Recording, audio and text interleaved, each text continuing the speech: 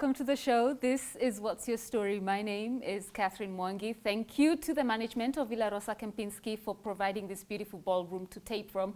Today we have a conversation with a man whom I've heard about for the last 2 years from a friend of mine. His name is Morris, and he's always talking about this gentleman in the highest light possible. He's the Executive Director of the Global Peace Foundation Kenya chapter, Daniel Juma Omondi. Welcome to the show. Thank you. Thank you for having me. It's an honor to finally make your acquaintance and meet you today. It's an honor to be here. You describe yourself, or rather what I've read, as an international peace advocate and diplomat. And you have done quite a lot, including running for political office a few years ago. Yeah. So your story obviously has so many layers, but for us to really milk it out, let us start with your background, like where you were born and any fond memories you have. Thank you. So my name is Daniel Juma Omondi. I was born in Nairobi, but I grew up in the village. My father was a government officer, and he had many wives. He had, well, not many wives, I think, had 2 wives. Okay. No, 3 wives, and then they died, so my mother was the youngest in the family. Okay. So when my dad retired from public service, I was in nursery school in Nairobi, here. I was born in Juma, in Arambe Estate. Then after that, we moved to the village. Oh. We moved to the village, and I started doing my class 1 in Ukwala High School, sorry, primary school. Yeah. And then I moved to Sigwen Karwoth Primary School. So it's a school that was being built. It was a new school, as in we are the pioneers. I remember going back those days, we used to go and carry stones and bring trees to build the school. You know, going to school on of course, without shoes. Huh? Okay. Sometimes. And basically, we grew up in the village. You know, that's how we grew up. I remember, of course, my father, even though we had children from different mothers, but my father was a unifier. You would never know that this is not my real brother. And of course, my other mothers had passed on, so it's only my mom who was around. So my mom really worked hard to bring us up in that circumstance. Where is this? Which village is this? In Siaya County, in Kenya constituency. And then I moved in my primary school. I was the best in class. I remember I was a head boy at that time. Then I moved to again a local school, Ukwala High School. It was a day school, and I did my secondary school. And I remember life in that time was not really easy. Even schooling, we didn't have the benefit of electricity. So I remember schooling with you know, that paraffin lamp and stuff. Yeah, but that growing in the village, you know, difficulty studying. Sometimes you admire people who are using electricity. You know, so for us, we don't take that for granted. So that kind of schooling, I remember missing my cutoff point, university cutoff point in Ukwala High School with just 1 mark. I think that time it was 60, so I got 59. Ouch. So, but you know, that was schooling in the village. And then I came to Nairobi, and then joined Kenya Polytechnic. Kenya Polytechnic, I studied business administration. And after that, we found, and that's where I met, this is the time when I got to know the likes of Morris. Okay. I was able to represent Kenya Polytechnic in Japan for Mr. and Miss University. So, and then when I came back, we started, of course, organizing Mr. and Miss University is the one that you know. If you have heard about Mr. and Miss USIU, Mr. and Miss KU. Yeah. So I basically started those. So wait, so were you the Mr. University for Kenya Polytechnic? Yes, at that time. Oh. So when I came back, I actually started doing that every year. I remember those days, you know, people like Big Ted, you know, Licky, Licky Odero. Yeah, so the industry, we actually started this this industry, we wanted to create role models for the university. As you know, the culture of bad is pervasive in our campuses. So we wanted to create a set of young people with good morals, people who are well behaved and proud of it, and people who can be relied upon, as good examples.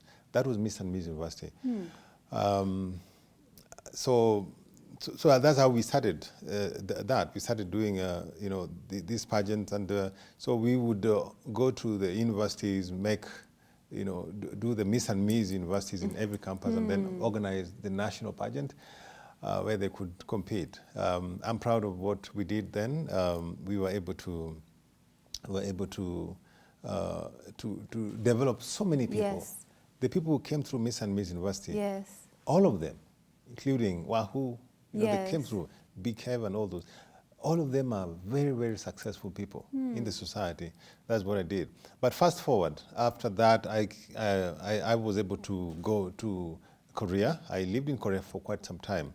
And then that was as a result of the connection that I made when I was in Japan. Then in Korea, I did quite a lot of things, including studying Korean language. At some point, I even worked in a shipbuilding company. I used to weld. I can weld a ship. Really? I'm looking at you like this because first, so from this beauty, glamorous world in universities, and now now you're in this foreign country. You can speak the language. Yes, I can speak Korean language. Of course, right now because I don't practice every day, so maybe it has reduced to maybe around 60% or so. But I used to do that. Then I worked in Mokpo, for some time, and then from there I actually I moved to Philippines. So Philippines, I also worked as a mechanic. We were working for this Japanese investor who wanted to come and invest in Africa. So we went to learn how to be able to convert vehicles from left-hand drive to right-hand drive. So we did that for almost a year. And then that dream of investment did not materialize. They didn't manage to come here. So at that time, being in Philippines, we just decided, to travel from Philippines, and we went to Germany. Okay, so wait, when you're traversing the world, how old are you at this time? At that time, I was in my 20s. Really? My 20s, What an adventure. Yeah. So at that time, for the first time, we didn't know. I was a Kenyan. I didn't know the value of the Kenyan passport. The Kenyan passport, if you're in Philippines, you did not need a visa to go to Germany. Actually, in those days, I think you don't even need a visa to go to Europe. So if you had, I went to the German embassy in Manila to apply for the visa to go to Germany. They told me, you're a Kenyan passport holder. You don't need a visa.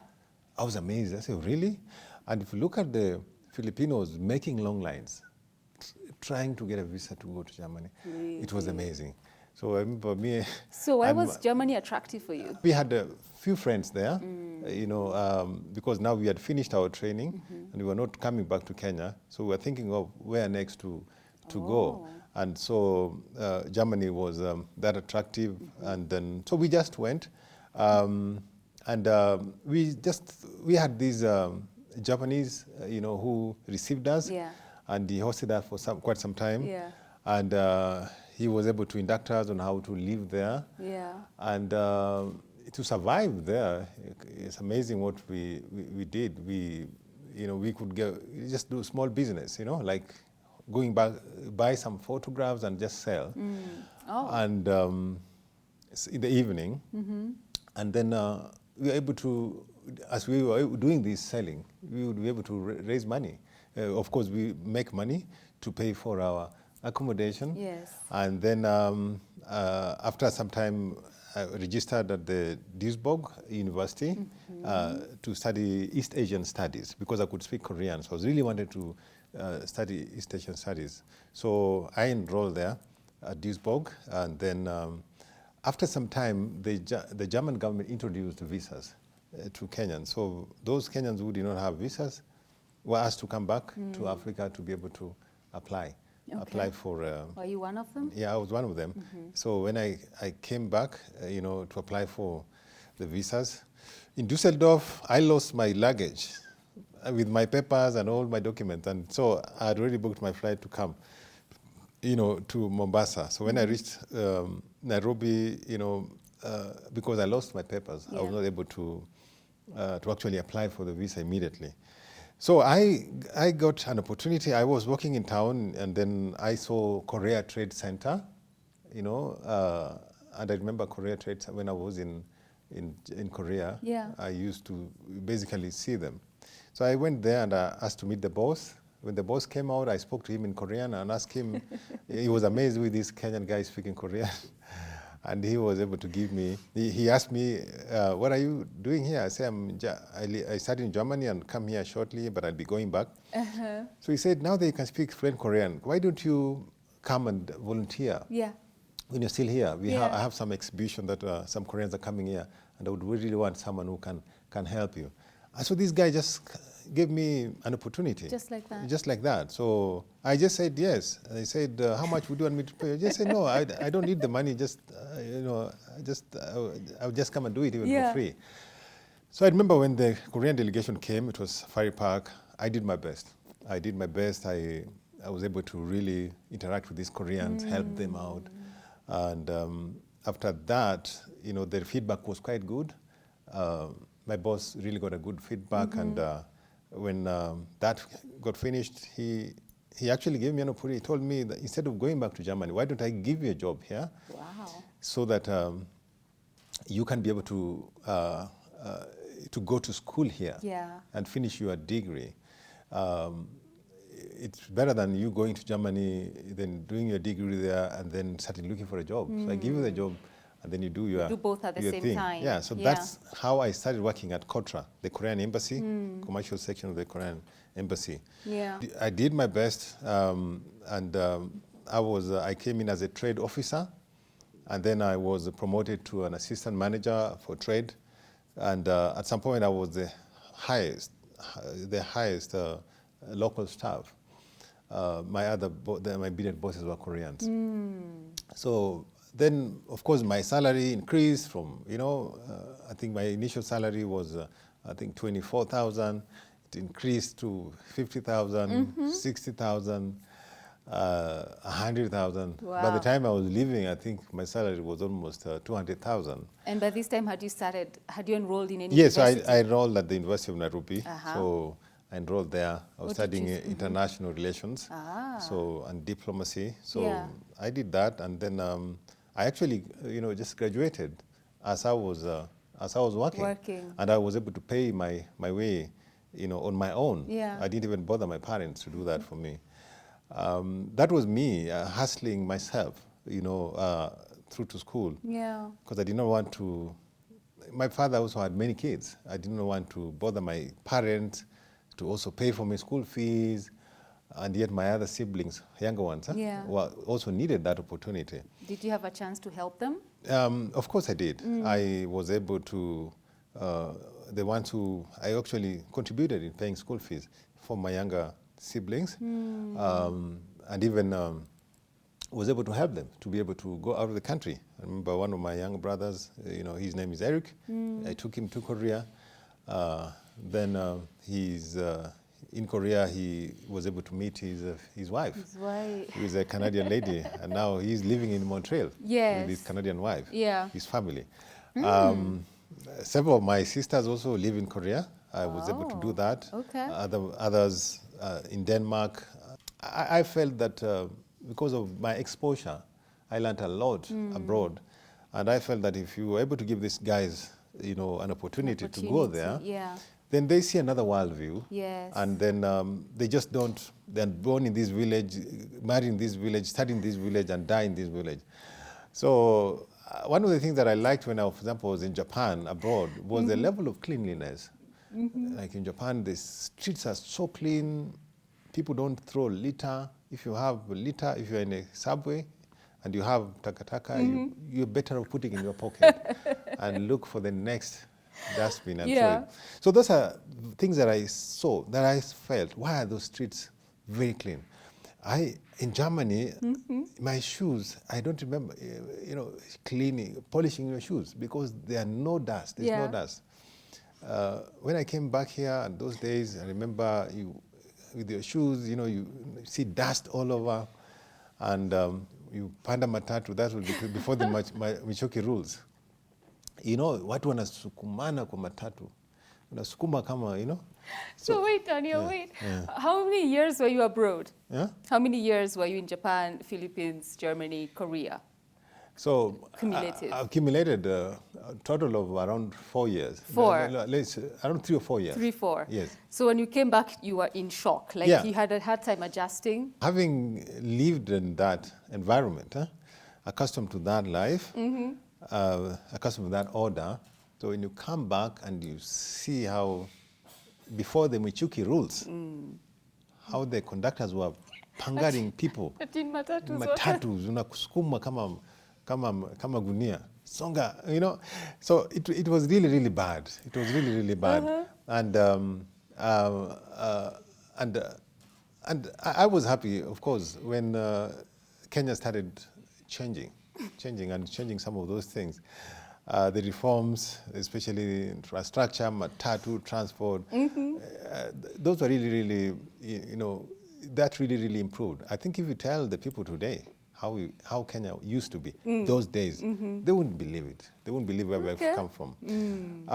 But one of the reasons why I stayed, and I was actually grateful for the job I got at the Korean embassy, was because it gave me an opportunity to actually live here, copy what I learned from abroad, and actually practice it here. And I used to travel to Korea every four times a year, trade delegations and all that. That culture really helped me, the discipline. In Korea, for example, when you meet an elder, you just respect him. If someone comes to where you're sitting in a car, and you just give him that seat. And if you see an older person, just bow. You don't just shake people's hand. You bow like that. Like a little bow? Yeah, a little bow. So I think I used to do those things. In my office, when my boss comes in, I could stand up and bow. Oh, and wow. then you say, wow, this guy really gets it, right? So that's how I did that. And also within the University of Nairobi, they introduced the Korean Studies department. So I also was able to do Korean Studies, a BA in Korean Studies and Political Science at the University of Nairobi. I see. Fast forward. Before you fast forward, so you not only give opportunities, or rather at least, improve the lifestyle of your siblings by, contributing to their education and sending them abroad to Korea, but you also open doors for so many Kenyans as well. Yes, I did. I did. If you come to my village, the people that I helped send outside the country, some of them are in the U.S. Army, some of them are in, some are in Denmark, some in different countries. If you go to Korea alone, some of the people who are there, well, they're courtesy of me. So when I was in Germany, I had this motto in life that I will help myself and help other people, because nobody is there to help you anyway. And that motto in life really helped me, that it is me to help me and help other people. Vis-a-vis, nowadays, people think you're supposed to help them. The government is there to help you. Your parents should help you. Your brothers should help you. If you look at life in that manner, that people should help you, and yet everyone has problems, right? You would never succeed. And so if you look at my history, the difficulties in studying, the coming from an average, not poor, average family, that was pushing me to work hard. I developed hunger for success. Because if you're contented, you don't go looking for food. But if you are running away from poverty, you are running away from, you don't want that difficult life. You want your children to have better education than you had. Then you work hard. So this has really, really pushed me in life. And so what I hear you saying is we shouldn't have a sense of entitlement, like I'm just I will be helped. Daniel will come and help me. Absolutely. Yeah. Yeah, because Daniel also maybe has his problems. So if you approach life in that manner, that you want people to help you, then you do not understand that even those people who you want to help you also have their problems. Everyone has problems. As long as God has given me the capability to work. And I remember at some point when I was in Polytechnic, I was living with my sister, and my sister had a sewing machine in the house. I could take this sewing machine. I learned how to sew. I used to make bed covers. Who? Me. I used to go to a River Road in Nairobi, buy make bed covers and sell. I did that to support myself because I did not want to depend on my family or on anything. So, and if you ask my family how I was able to go abroad, they don't know how I got my passport, they don't know how I paid my way. I did all that on my own. And that is something that also drove me when I joined politics. One of the things that drove me to join politics, of course, I organized a trip to Korea. That is now when I joined Global Peace Foundation with the former Prime Minister Raila Odinga. I went there, him and Governor Ngwai of Kisii and Governor Nanok, because I had this Korean example. The Korean model of development is something that I really like to copy. They call it the New Village Movement, Semaul Undong, where for people to develop, they come together and solve a problem. If a bridge needs to be fixed, rather than waiting for government to come, you get the people there, come and donate labor. Government can come in and maybe buy cement for you and you do it. So the New Village Movement is what led to the Korean Renaissance. People give example today, 30 years ago, Korea was like us. But that is, Korean came together. They came together to actually build their communities.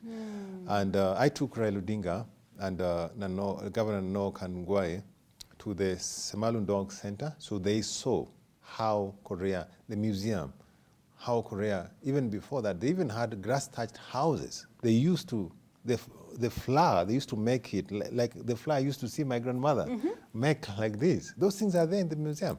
So I asked this guy, gentleman, say, look, now that we are seeing what this is, these guys came from poor background and now is one of the most technologically advanced countries. Why can't we start something like this in Kenya? Right. So, so when he came back, of course, I thought these guys could start something similar. So, but I decided, fine, if they're not going to start it, I started. So I came up and started something in my village called Dongrok Dala. Dongrok Dala means develop your village. So I used to encourage the village to develop with their resources. So if you are a plumber, for example, I would encourage you to hire some plumbers, not even hire. Get young boys who are idle, teach them how to work for you for free, a kind of apprenticeship, and they learn on the job. And then as they do that, you, of course, getting free labor, and you're able to develop your village, your community. And that is what led to the founding of Dongrok Dala. And, but when I went to the village with this idea, they thought I wanted to run for politics. So they started coming to me and telling me, now that you are here, we know you want to be MP, now this is what you must do. You must prepare enough money. You must have 2 bank accounts, one for your family and one for us. Hey. And you see, in the village, they have this thing of Gonya. In Kijalu, it's called Gonya, or release me. Meaning? So once you meet people, a politician will tell you, after talking to them, you talk to them and then they'll tell you, now release us to go. I mean, they can't go before you release them. Oh, it means give them money. So it was baptism by fire because then I didn't believe in that kind of development strategy, but here these guys are pushing me into politics and then they're pushing me to go against my values. And I remember that's how I launched my political career, because now then I would be able to go talk to people, carry them. And release them. And okay, personally, I was not releasing them. I was telling them that, look, if I release you like that, you do not have the opportunity to create something for yourself. So I say, I'd rather teach you how to fish rather than give you fish. I like But that. unfortunately, that was what was there. So that's how it started. Then I remember 2017 elections came. Then I applied for, I joined the ODM party. Before we get to your political Yes, and yes. how it came about, I'm glad you started it, like the yeah, villagers, you know, walikutia motisha to yes. get in this thing. Yes, they pushed me to get into it. But we'll get to that. Do not go too far. We come back with Daniel Juma Omondi's incredible story. I didn't know you have a sense of humor, by the way. How do I? Yes, you do. But we'll be back right after the break. Don't go too far.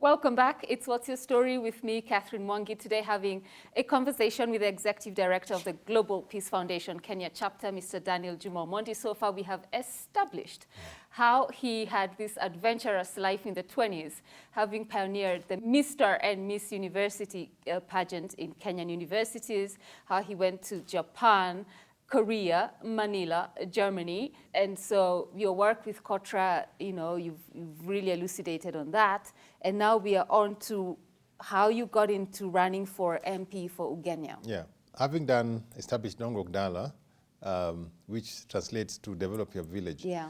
And educating the villagers on how to use the resources they have to develop themselves. The villagers actually pushed me to join politics. It was not my intention to join politics. They pushed me to do that. And then 2017, I remember I registered, I paid the nomination fee to vie for Member of Parliament for Ugenya.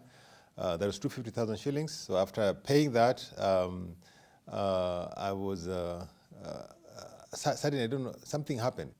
My name was not gazetted as one of the candidates to take part in the nomination. And so I was not able to take part in the nomination. So when I met the party leader and explained to them that I paid this money, but my name did not come out, so what do I do? Then at that point, because the party leader was my friend, so I didn't want to really create problems. So I let it go, and then I decided to support the candidates who were running at that time. So in 2019, Ugenya went back for an election. So I went to the party, asked them, can you allow me now to go into nomination since you did not allow me last time? The MP who was there, he said, do not give this guy nomination because I'm the one who, so he prevailed upon the party not to do a nomination. And so I had one of my friends who is the MP for Kangundo, Mr. Fabian Muli, he has a party called the Grand Dream Development Party. So he told me, look, you know, don't bother with those guys. They will never respect you if you don't have your own party. I will give you my ticket. You run with it. So, so he actually, you know, he offered me his party ticket. And so when this guy got the direct ticket, I actually announced my resignation from the ODM party, and I joined the Grand Dream Development Party, and that's how I ran. And of course, campaigning there, these two other candidates, the campaign mode was basically voter bribery, giving money. And for me, I was against that. And so I remember buying sewing machines and donating it to women, different women groups, so that people could be able to learn how to sew. So that was my model of development. And also I started that office. I created Dongnokdala offices in the various wards. So that was my mode of campaign. And when the election came, of course, because I did not have a lot of money to splash. You were not releasing them. Yeah, I'm not releasing them. And I was number 3. I was number 3 out of the 4 candidates. And I remember I was the only candidate who was there to concede defeat. Conceded. I conceded defeat. The other candidates were angry and they left. So me, I conceded defeat, and I was on KTN. I said, I do not, of course, this time the will of the people did not favor me, so I will support you. And that's how I considered. And since then, of course, I came back, of course, to my work. So before that, yes. Daniel, so 2017, the people really pushed you to run for MP. They wanted you as their leader, Yes, correct? yes. And then that didn't happen because your name was not gazetted. Then 2 years later, 2019, the opportunity showed up again. Yes. So the window between 2017 to 2019, what I'm hearing you say, correct me if I'm wrong, is that the passion to still serve the people in a political office was still alive? Yes. Uh-huh. Yes. So when you ran on a different party ticket, GDDP, Yeah. and you didn't get that, and yes, you did the honorable thing and you conceded. What lesson did you learn from that? Because when you're serving at Kotra, until the people said, come and lead us, politics was not in your radar, was it? So after working for Kotra for quite some time, I resigned and I joined the Global Peace Foundation. And when I was in Kotra, I was one of the people who helped to establish Global Peace Foundation here. When my boss came and had a meeting with President Kibaki, and President Kibaki requested them to set up this office here. So when I left Kotra, I now came and was appointed the CEO of Global Peace Foundation. So it is from the Global Peace Foundation that I was doing my politics as a side hustle. I was doing development work as a side hustle. And of course, as I told you, that's what drove me into politics. So I was still working, and then doing this. I did not have this, and people were shocked because I'm one of those guys who did not resign my work. Okay. When I went into politics, I did not resign. You didn't need to? I didn't need to because why would you resign your work? In America, people do not resign when they go for office. For example, for Kamala Harris was senator, and she ran for vice president. So when she won, that's when she resigned. So for me, I also wanted to show Kenyan professionals that you should not leave politics to politicians. You can be a professional and still vie for office. Yeah. Because the people whom you trust with these public resources, politics is the allocation of resources and values. So if you entrust thieves with your resources and values, and you're saying politics is a dirty game, then you cannot blame them when they plunder your resources. That's what drove me into this.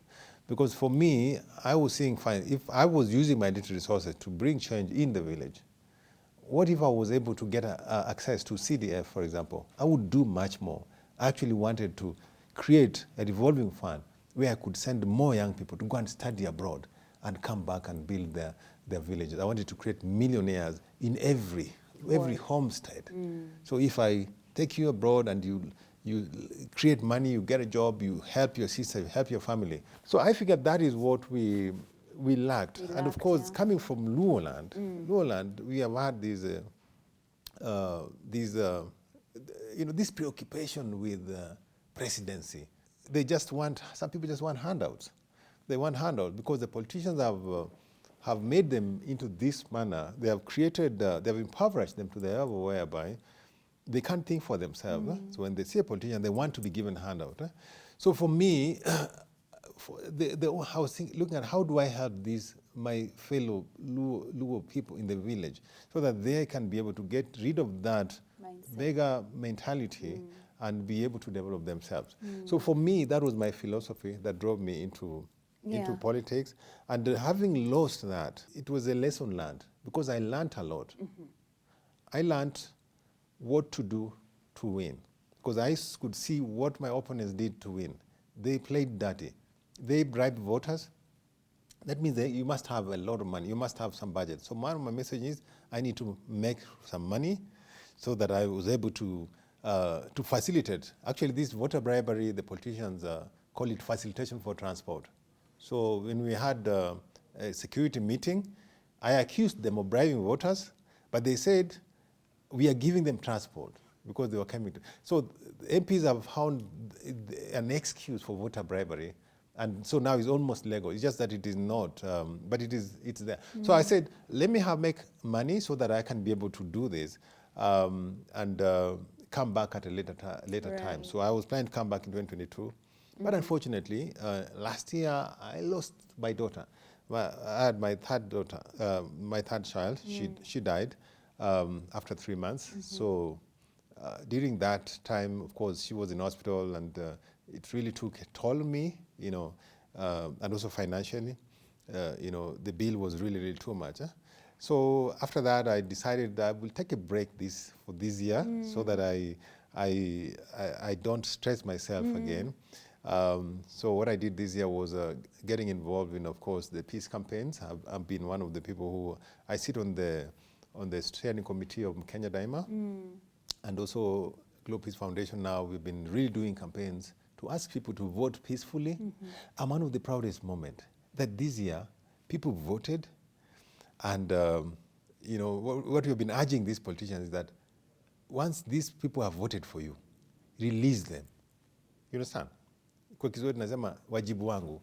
Wajibu wangu kama mpiga kura ni kupiga kura. After I vote for you, it is the responsibility of IEBC, count the votes, and then declare the winners. And if you are a contestant, if you're not happy with the results, you do what?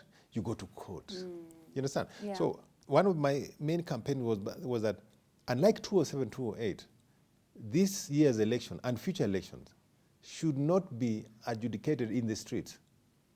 Let it be adjudicated in the courts. So I was very happy when even there was a dispute like there was in 2017 and 2013, that the protagonists decided to go to court. When you go to court, now people can now see for themselves, and then they can be able to understand. Lakini hiyo kusema ati kama mtu wako ameshinda unachukua panga unapiga mwingine, that should not be there. And I am happy that we have reached a point where we are civilizing our politics.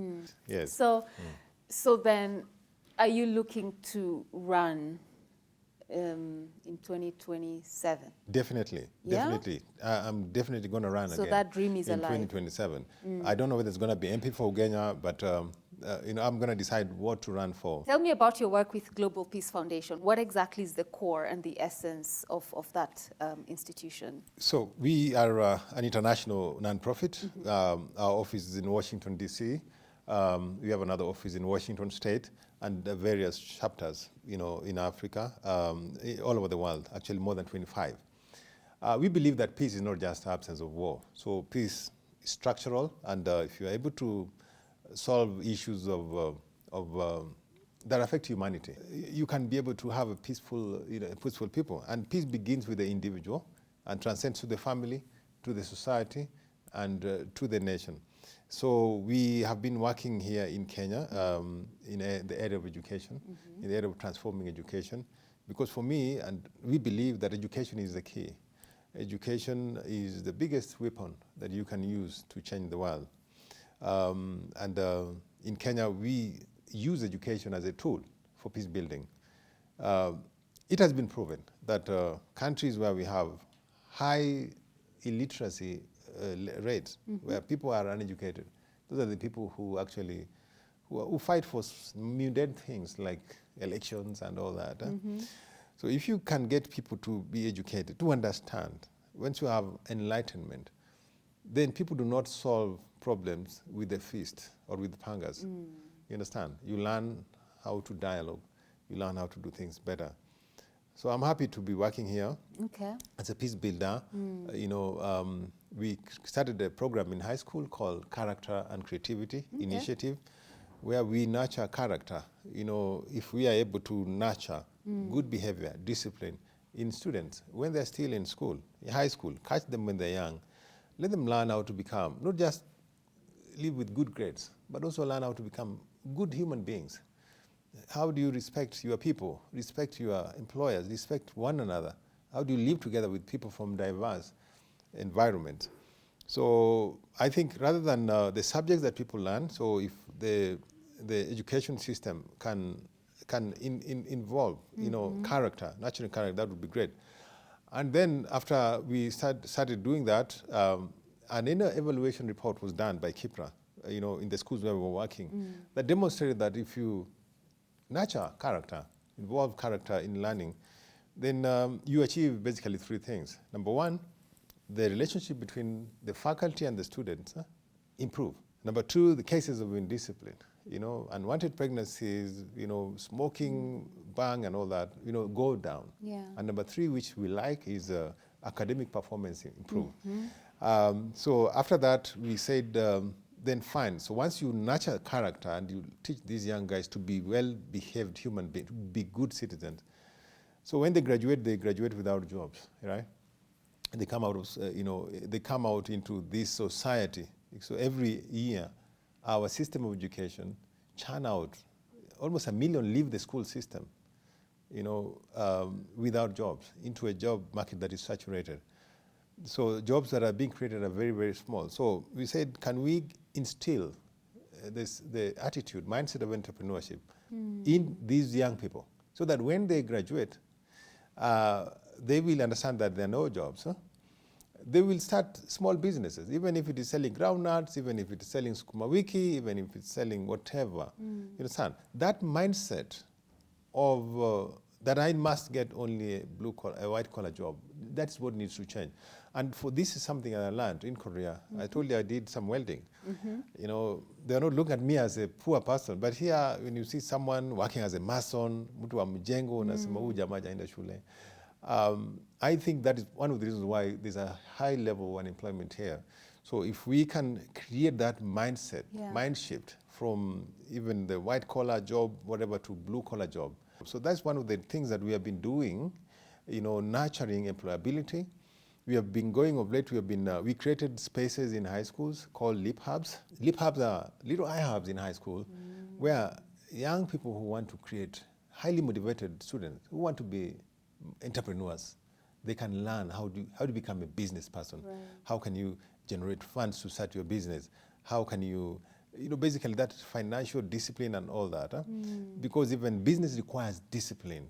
So these are the values that you can teach. So these are the things that we have been teaching. And we foresee that if we generate today, if we develop a generation of job creators today, then 20 or 30 years from now, we will have created a revolution of job creators. I think if we encourage innovation in students today, then 20, 30 years ago, these young people will come up with something, ideas that will employ thousands and thousands of people. So for me, I see this as the solution. If you use education, transform education so that education can be able to be responsive to the reality of these centuries, then we are able to solve a bigger problem. Okay. And we are now going into tertiary colleges. We've been going into colleges like Vera Beauty College, teaching them, encouraging them now that you're learning how to be a hairdresser. Yeah. How can you raise money? And I like something about this new administration, something they're calling kazi ni kazi. Because for me, kazi ni kazi. You don't need to look down upon job. Let's stop this issue of shame occupation, where ukiona mtu anauza mboga, unamdharau ati huyo ni mama mboga.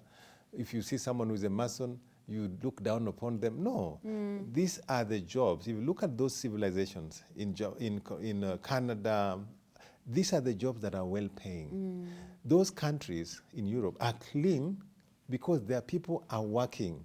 They're building their country. But here, we want to leave to go to those countries, and yet we see our city is dirty, and we are, so who is going to clean your city for you? Yeah. And actually most times, most people, when they go to those countries, they do these jobs that they're running away from here. Yes, they do them. To survive or to pay for their fees. Absolutely. Yeah. So that for me has been my work at the Global Peace Foundation, encouraging people to be good citizens, to be, get money, pay taxes, get involved in governance, elect good leaders, speak truth to power. If you see your leader is doing something wrong, come out and say something.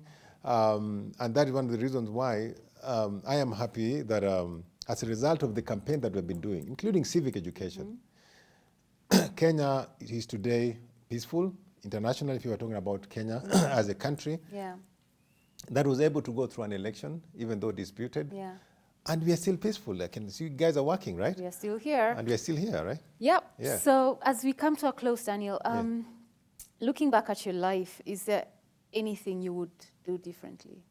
I always encourage young people to be disciplined, especially in matters relationships. You know, don't waste yourself when you're young. Avoid the pleasures that are there. That you know, because I remember at some point, just like us, you know, one of the things we do, you want to have a car, you want to. You want to buy things, you want to basically spend money. So if I was young, I would basically, you know, try and invest earlier, and also start businesses earlier. Of course, employment is good, but even as we're talking now, I'm one of those guys who are, I'm even, because I have companies that I started, but then I created a company, created something called buykenya.org. where I want to help Kenyan exporters to export their products online. So that's something I learned when I was in Kotra.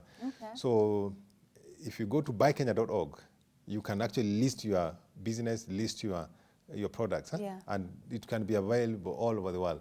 So for me, if I would start earlier, and I would encourage my children to get into business earlier. Okay, wow. I'm glad you're honest about it, because I like to ask that question, because most people will say, no, everything that has happened to me was meant to happen the way it was meant to happen. But I always appreciate somebody who's able to look back and say, yeah, actually, there's something I could have done different. And I appreciate you saying that. Your final words as we say goodbye, goodbye, goodbye. So my final words to Kenyans is, this is your country, this is your life.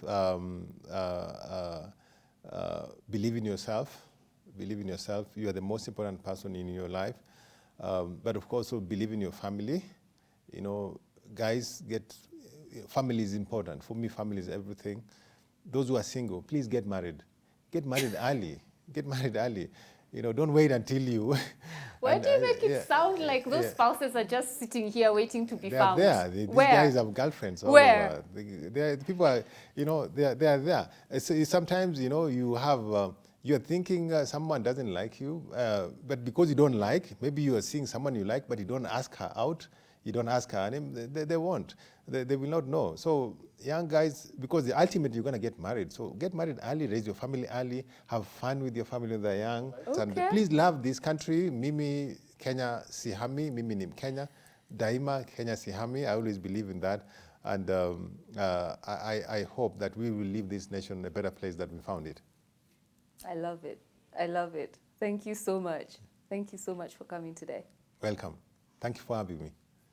And we bring this to a close. Young people, you've heard, get married, okay? Find someone, Charity, Huda, Moses, Willie Collins over there. Find someone. The earlier you do it, the better. Yeah. Take care of yourselves. The show is up on YouTube now. God bless you.